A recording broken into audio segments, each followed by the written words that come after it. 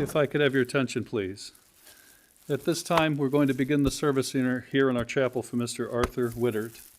As we begin the service, I would ask if any of you have a cell phone or any other noise-making device, please turn them off at this time.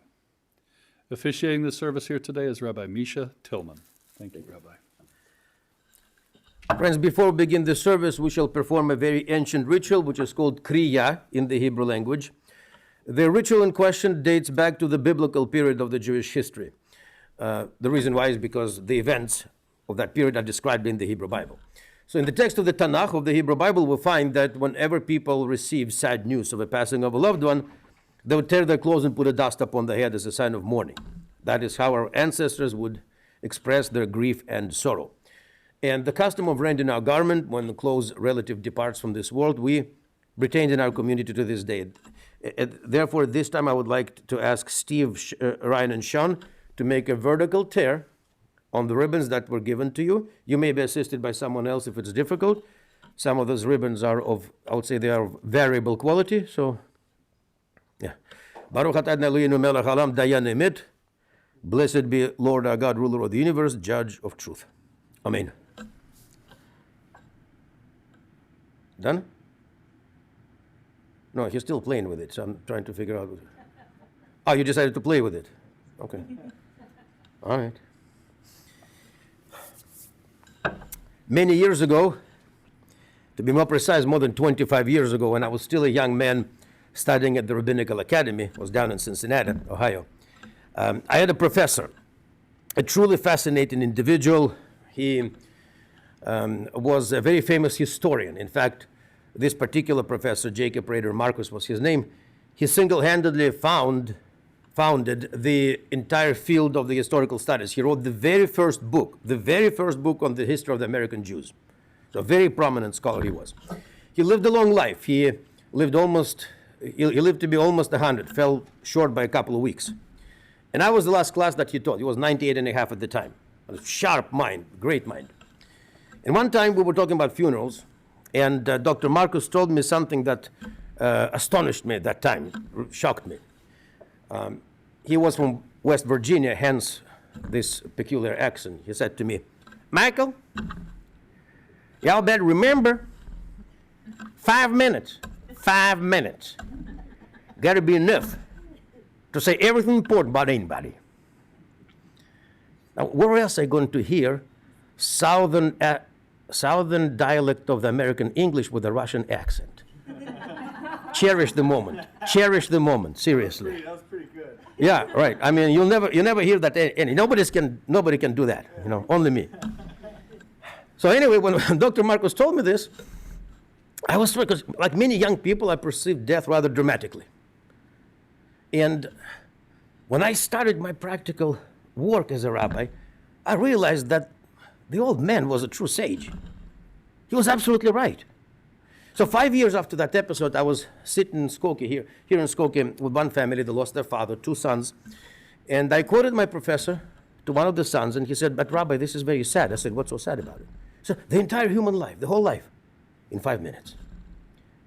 And I replied to him, I didn't even think about it, it just came out by itself. I said, all right, what good is a book if you cannot tell me what it's about in 5 minutes after you read that book?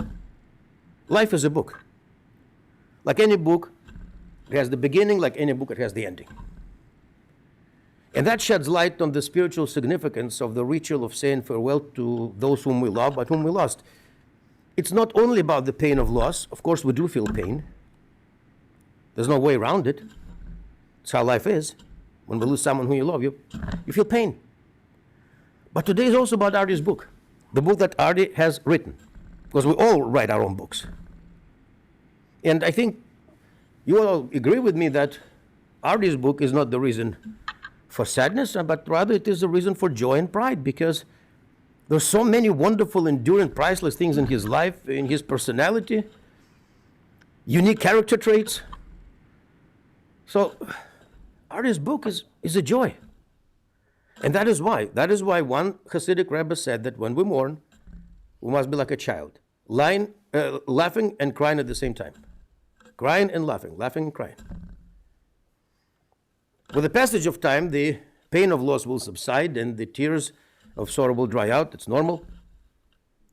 But the book that Artie is leaving for us as his legacy, that will endure.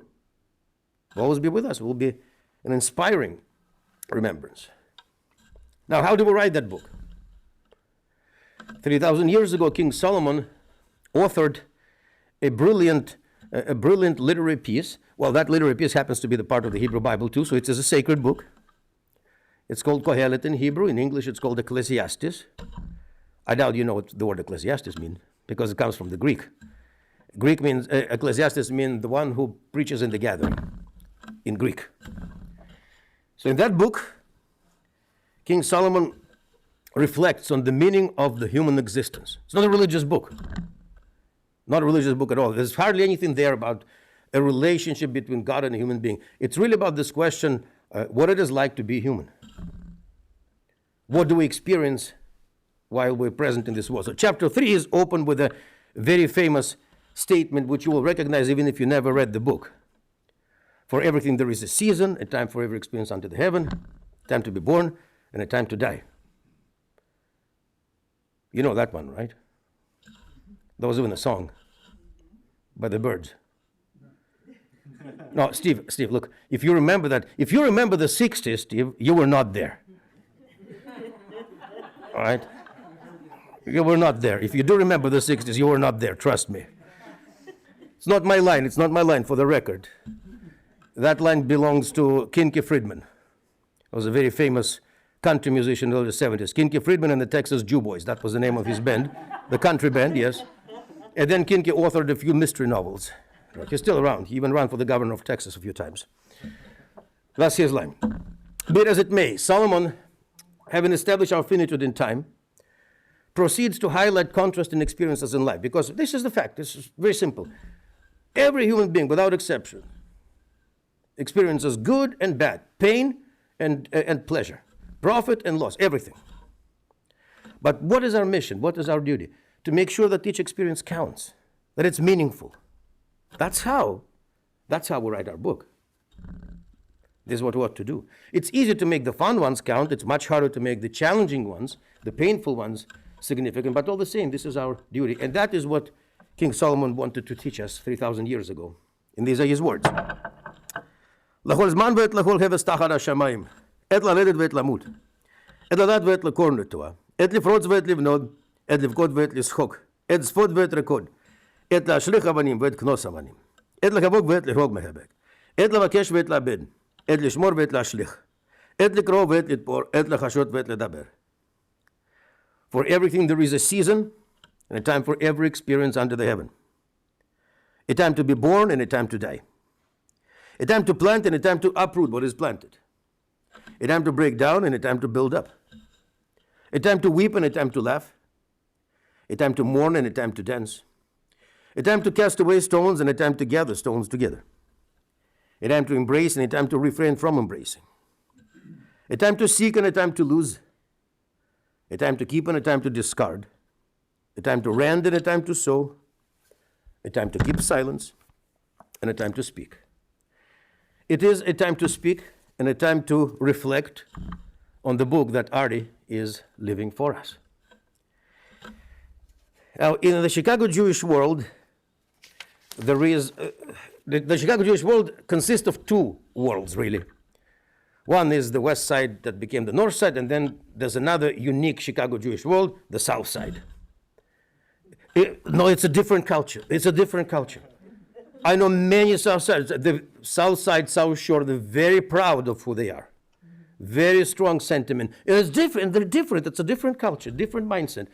You know. And Artie belongs to that unique south side Jewish culture. Attended Bowen High School, even though he finished in Homewood and Flossmoor. When the family moved in the course of that period of time when the Chicago Jewish South Side was basically moving away. It was a rapid process. But all the same, the family had a liquor store. Liquor store.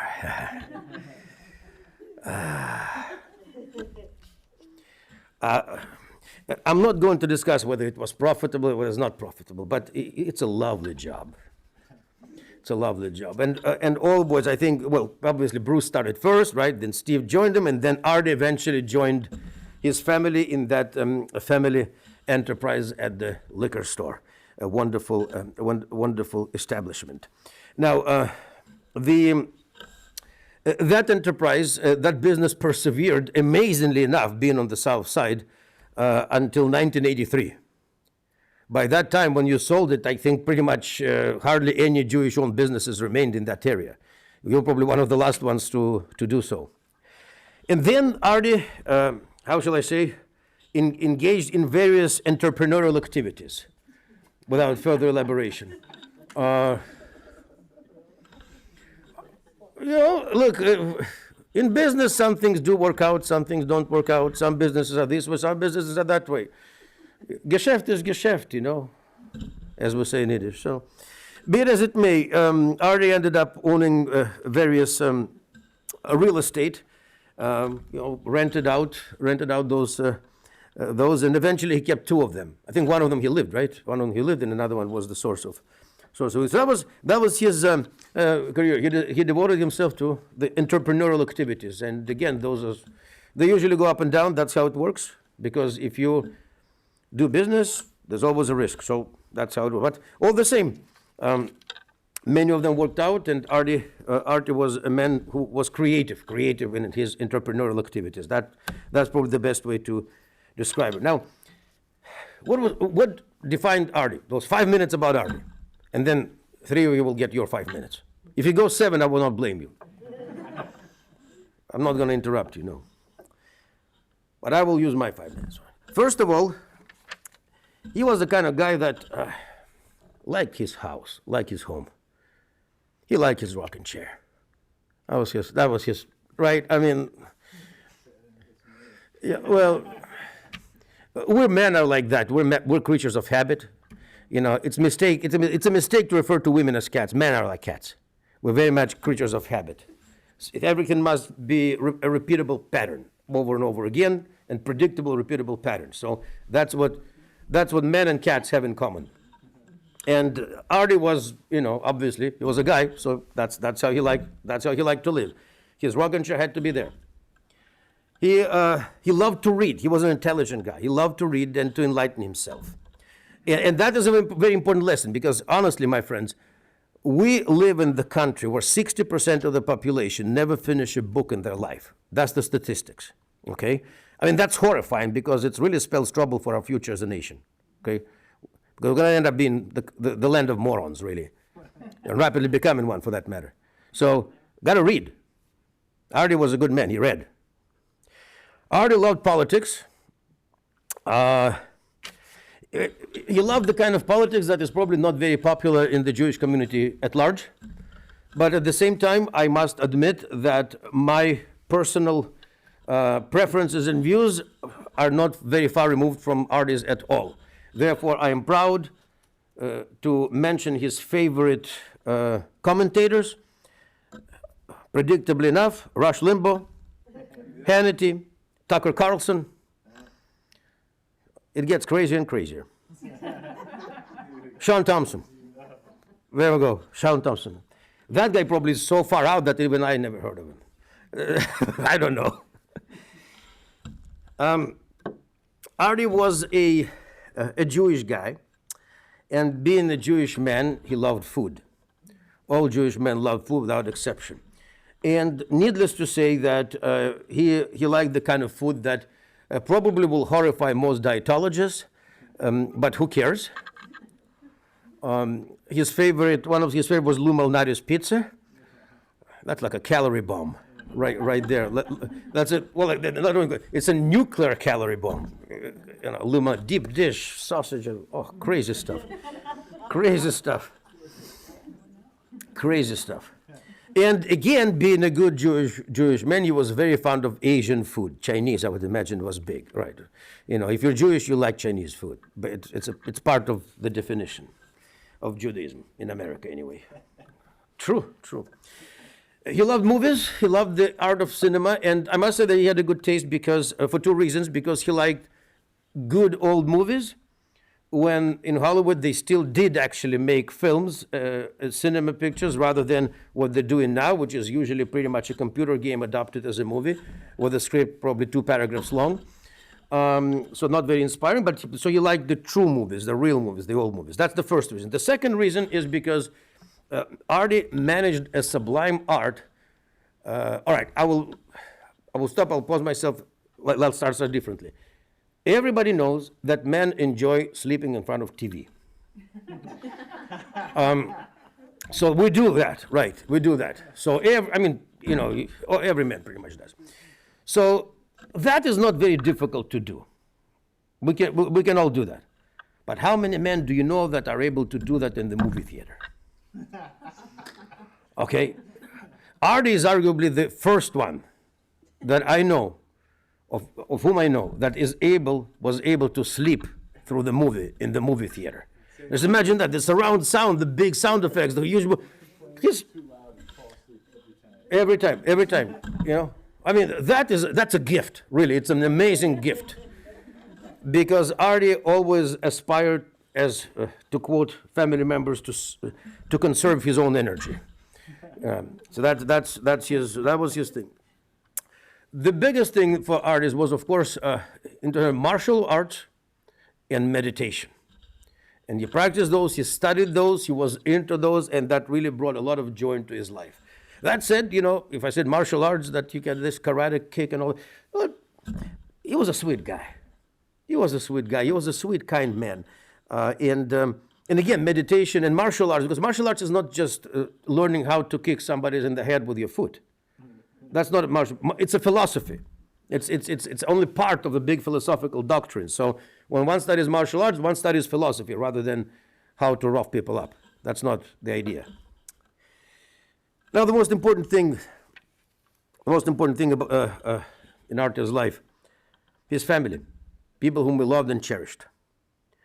He was blessed to have 2 wonderful brothers, Bruce, who is down in Florida, Kiki is representing, right here. Karen, loving brother-in-law too, and of course his brother Steve was married to Vicki, my dear neighbors from Mission Hills. Steve complained that he sees me running all the time, too fast. Okay, Steve, you're a CPA, so imagine I'm running away from the audit. That'll explain it, right? Right. That'll explain it, right? So Artie had 2 wonderful brothers, and he was blessed with 2 wonderful sons, Ryan and Sean. He loved these boys very much, and we know that with your success as human beings and in your career and your endeavors, you will be worthy of the blessed memory of Artie. And I certainly would like to acknowledge that Artie had a respectful and heartfelt relationship with the mother of his children, Allie. So, my friends, at this time, well, I have used up all of my 5 minutes. At this time, we will continue to celebrate Artie's life, to reflect on the book that he's leaving for us as a legacy through thoughts and sentiment of his loved ones. So, first up, Steve and Vicki.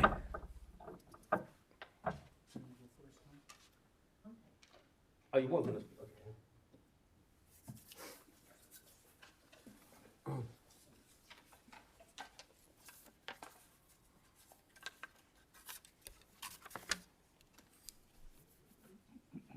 Weird.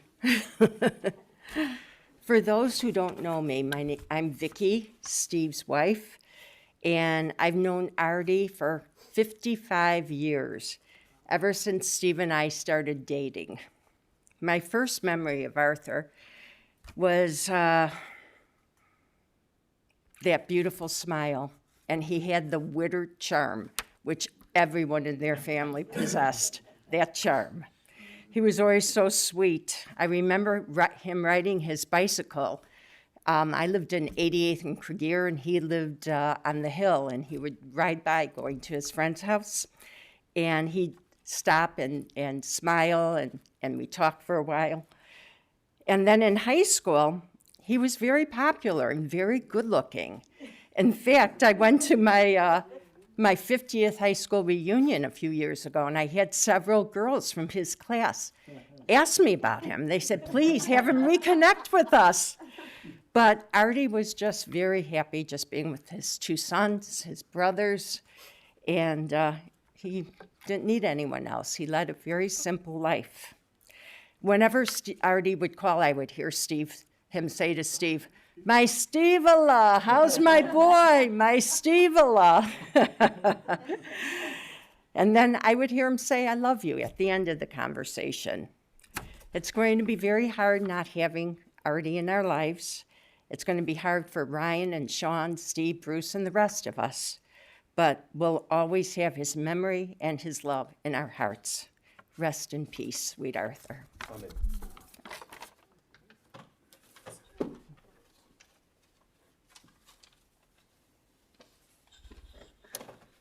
Rabbi, you sized up everything pretty good. Excellent job about my brother. Thank you.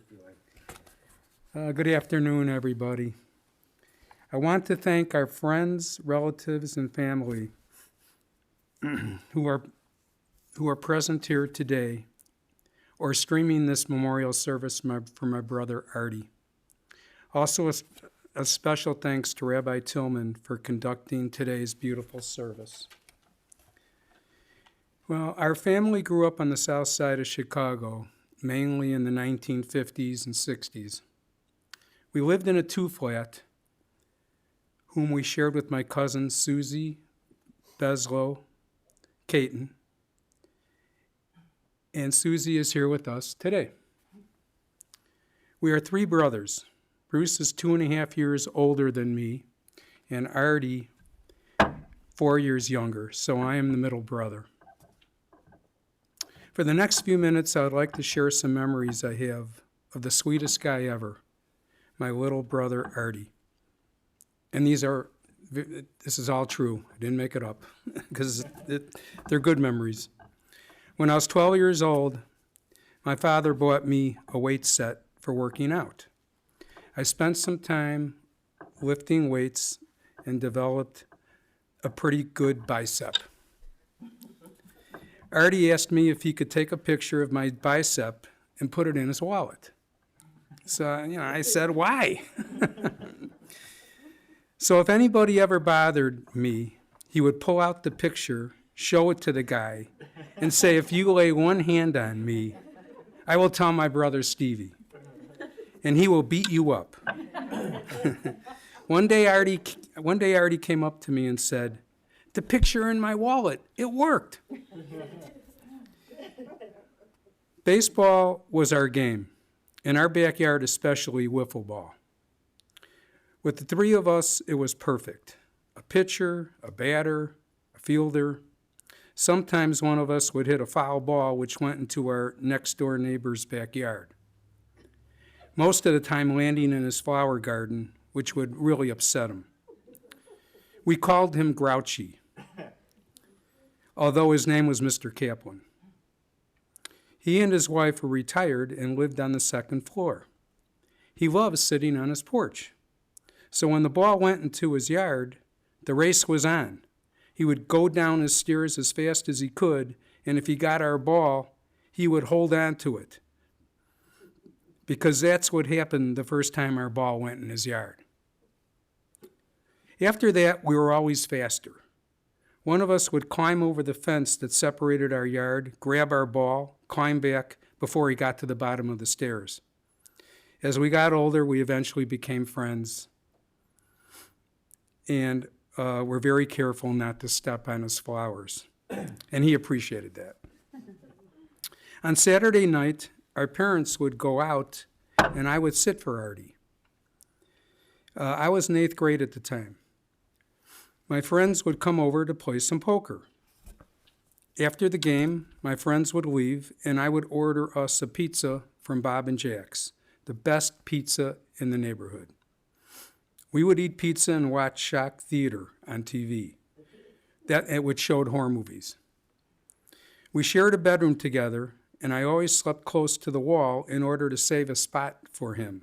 In case he had a nightmare from the movie, he could sleep with me. And he wound up in my bed a number of times.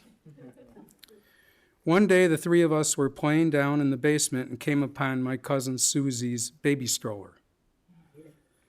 We thought it would be a good idea to take the wheels off and make a couple of other modifications. When Susie later came and saw what we did, she started crying. Ooh, did we get in trouble for that one?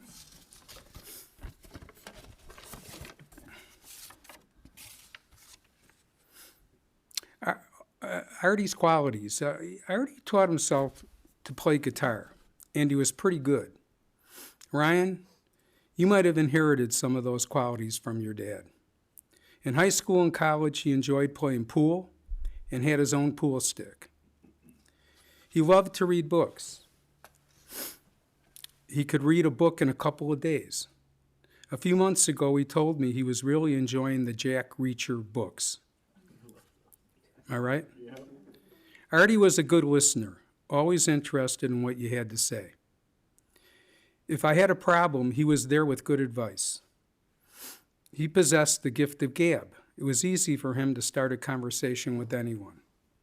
Above all, Artie loved his boys, Ryan and Sean.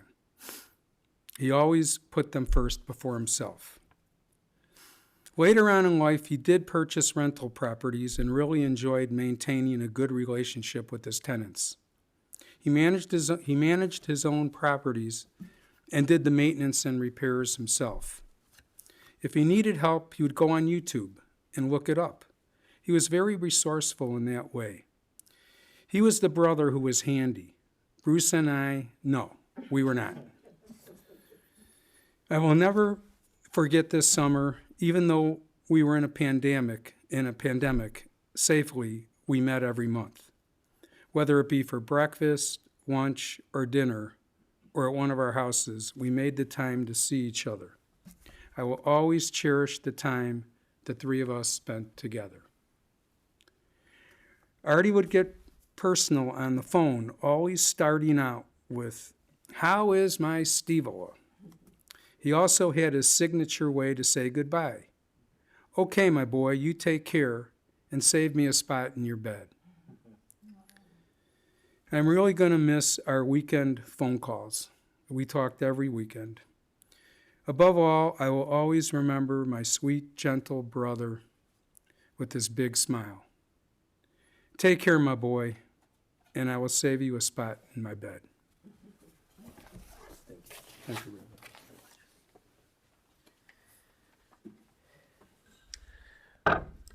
At this time, I would like to invite Kiki to come forward and share with us her thoughts. Well, primarily, they'll be Bruce's thoughts. On Bruce's behalf, Kiki will speak now. Thank you, Rabbi.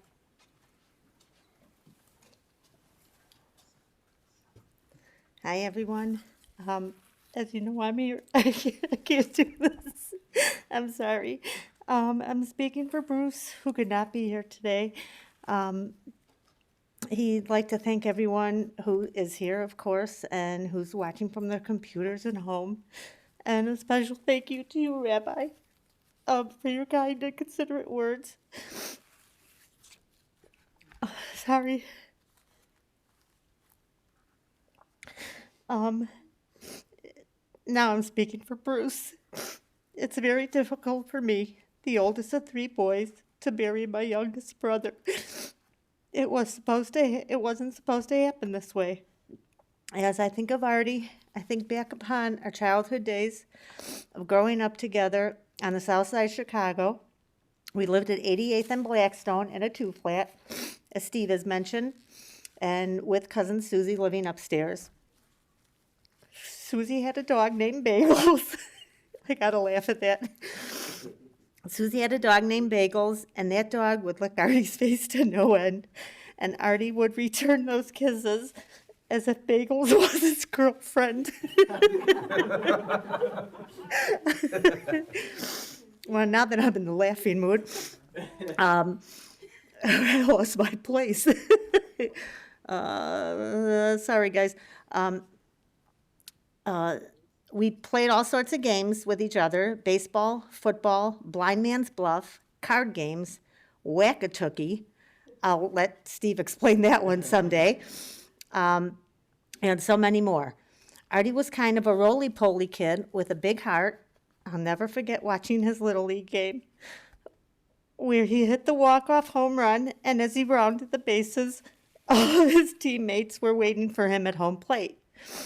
He was by far the biggest kid, and he looked like a giant with a bunch of midgets jumping on his back. As he had that great big Artie smile, a smile that can melt butter. No matter what, he always had that smile. As the rabbi mentioned, Foremost Liquors, where Artie, Steve, and I ran the family business. We all became very close, bonding together for about 5 or 6 years. Artie kind of got the short end of the stick as he was delegated to work the night shift, but he never complained. As the rabbi mentioned earlier, Artie was meant to be a politician. He certainly was the politician of the family. He definitely had the gift of gab and could talk his way into and out of anything. And he always had that Arthur Wittert smile. I wish that smile, it was that smile that made him a hit with the ladies. And he loved to tell stories about himself, true or not. He had talked to my dad and told him he could hit a golf ball farther than anybody, kind of like Ralph Cramden, because when he came down to visit my father in Florida, my dad had bragged to everyone of Artie's prowess and had Artie join him. I think everybody remembers. Had Artie join him and his buddies for a game of golf. Well, Artie got to the first tee, swung 3 times and missed the ball. All 3 times on his 4th swing, hit the ball 90 degrees to the right, almost hitting some other golfers. He then said he wasn't feeling that well, and that was the end of the day of golf. Artie's pride and joy were his 2 sons, Ryan and Sean. He loved his sons so very much and would do anything for his boys. For a while, they all lived together until Sean moved out to live on his own, and for the next couple of years, Ryan and Artie shared the same house. It was Artie's sense of humor that he will be remembered the most. He had survived a horrific car accident in which he was hospitalized for quite some time. I came to visit him, walked in his room, and he asked me what I was up to. I said that I had a problem because when I saw you in the ER, I started writing your eulogy and couldn't think of anything nice to say about you. He looked at me and said, "You're a smart guy. You'll think of something." That was Artie. After the car accident, he was laid up for quite a while, then had a heart attack, fell and broke his hip, and that kept him bedridden yet again. But that did not deter him one iota. Nothing ever bothered him. He always kept that Arthur Wittert smile. Artie, Steve, and I got together often. We loved each other's company and loved to yuck it up. Whether we met at my house, Artie's house, or at a restaurant, we were never at a loss for words. Artie loved to flirt with the waitresses.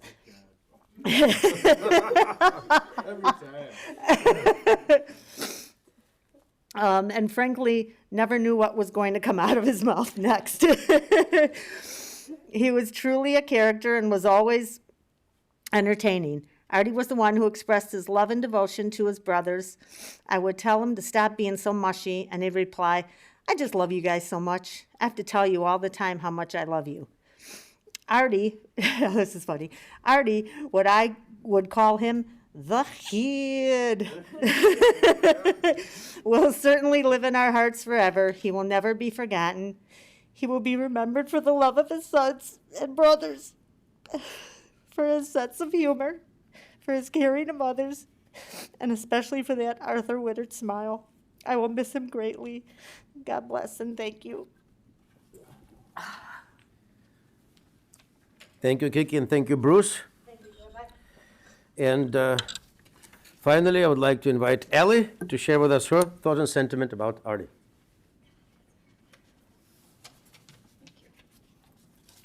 Hello, everyone.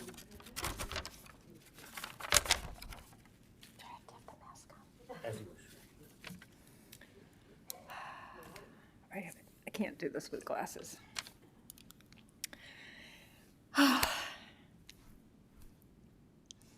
It's going to be tough, boys.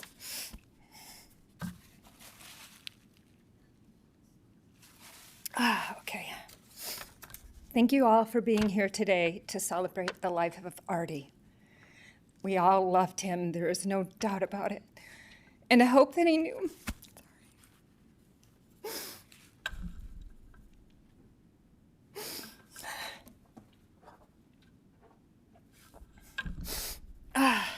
day, and I hope that he knew in his heart that he was loved by his family and friends and by me. I tell him many wonderful, crazy, outlandish, and downright hilarious stories about Artie because he was an original and a character. I loved his joviality, kindness, and humor. There was this time we went to go to the movies to see The Big Lebowski. As the movie gets underway, I am looking at Artie, then I'm looking back at the movie screen, and I'm looking back at Artie, and I said to him, "Oh my God, Artie, he's you." Artie loved to live comfortably, and his red bathrobe, sans underwear, were usually the garments of choice on any given day. Move over, Jeff Bridges. Artie claimed the robe first. The dude through and through. The best part about Artie was his love for his boys. We had so much fun with the lads when they were little tykes. In the summer, this is hilarious because you guys saw this in the album. In the summer, the boys would love their naked time, which they were allowed to run around the backyard, and Artie would try to spray them with the hose. The boys would yell, "It's naked time!" And Artie, the dog, Heather, and the boys would be chasing around each other, and it was just such crazy fun. The other funny thing was that Artie still enjoyed his naked time, as the boys would testify to, and so would all their friends when they would come by and stop at his place. Artie loved music, and one of his favorite entertainers was Gordon Lightfoot. He would take out his acoustic guitar and sing and play his favorite Lightfoot songs, plus make up tunes too. I am so grateful that Artie had the brilliant idea to get Ryan to take guitar lessons. Ryan would practice and practice until his fingers bled, but he persisted because he wanted to impress his father. Artie was very proud of Ryan's guitar playing skills and made sure that he had the best guitars to play too. Ryan and Artie would have sing-alongs, which I am sure were a ton of fun. Artie definitely wanted to be a performer and loved singing. The past couple of days have resurrected many memories of Artie and the boys. Too many to share here, but I hope that Artie knew that he was always loved by his family. We all try our very best to do the right thing and be good people, and that was Artie. He was just a simple man who loved his movies, books, meditation, martial arts, music, and mostly his boys. There was nothing he wouldn't do for his boys.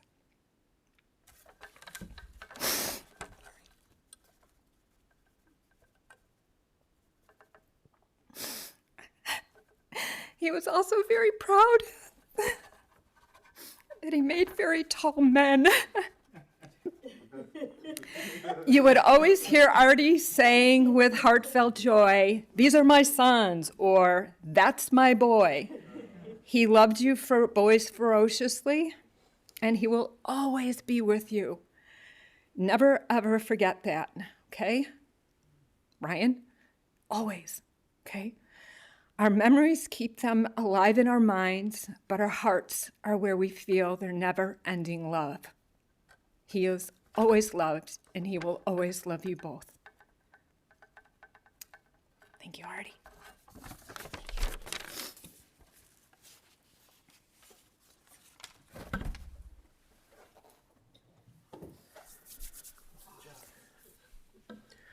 Friends, today is the day when we are parting with our beloved Artie, but we should remember something. It's just a physical parting. In the most important realm, in the realm of the spiritual, the angel of death, as we call him, Malach HaMavet in Hebrew, the angel of death is powerless.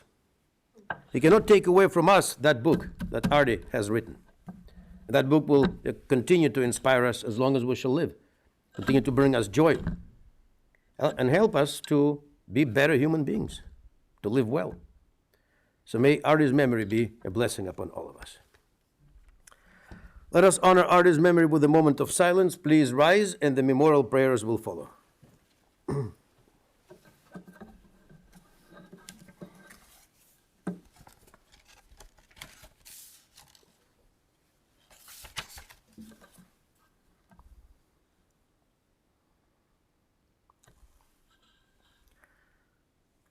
El מלא רחמים שוכם במרומים. אמצע מנוחה נכונה על כנפי השכינה. במעלות קדושים וטהורים כזער הרקיע מזהירים. את נשמת אריה שהלך לעולמו. בעל הרחמים יסתרגו בסדר כנפיו לעולמים. וצור בצור החיים מת נשמתו.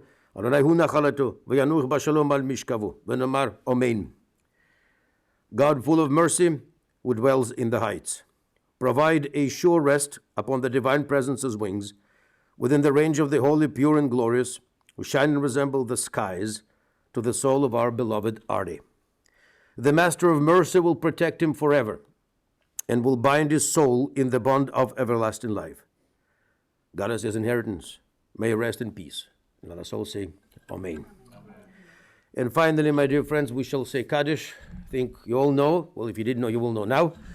Kaddish is the most important memorial prayer in Judaism, but it is worth mentioning that as a prayer, Kaddish is not about death. Kaddish is a hymn of praise to God, and therefore it is a hymn of praise to life itself. It is a cliche to say that Judaism is a religion of life. But cliche as it is a very accurate one. When we say Kaddish, first and foremost, we honor life that our loved one has lived. So today, here and now, we shall honor Artie's life. We shall honor the book that he has written for us with the sacred words of our ancient prayer, Kaddish. Yitkadal v'yitkadash shmei rabba bi'alma divra chirutei v'yamlich malchutei b'hayachon uv'yomechon uv'chayei dachol beit Israel ba'agala uv'zman kariv v'imru amen. Yesh shmei rabba mevorach leolam u'la'almei almaya. Yitbarach v'yishtabach v'yitpar v'yitromam v'yitnaseh v'yitadar v'yitale v'yitalal shmei dgudsha brechu le'ela min kol birchata v'shirata tushbechata v'nechemata da'amiran be'alma v'imru amen. Yishlam rabba min shmaya v'chayim aleinu ve'al kol Yisrael v'imru amen. Oseh shalom bimromav u'yaseh shalom aleinu ve'al kol Yisrael v'imru amen. May God grant peace to those who mourn and comfort all the bereaved among us. Amen. Please be seated, my friends.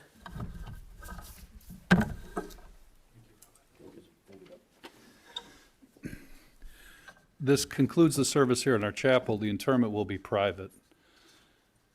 Because of ongoing public health concerns, there will be no public shiva. For those of you watching online, I want to thank you for joining us today. I'm going to draw your attention. The family has asked that memorials in Arthur's name be made to the American Heart Association. For those in person with us today, that information is on the inside of the funeral service folder. For those of you watching remotely, that information is on the website that you are on right now. This concludes the service here at the funeral home. Thank you.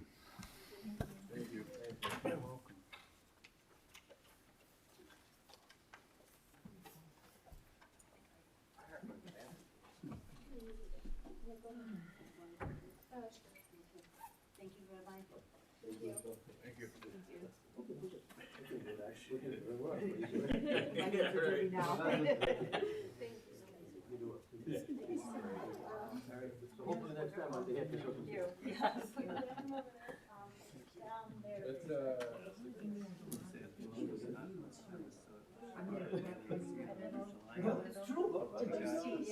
a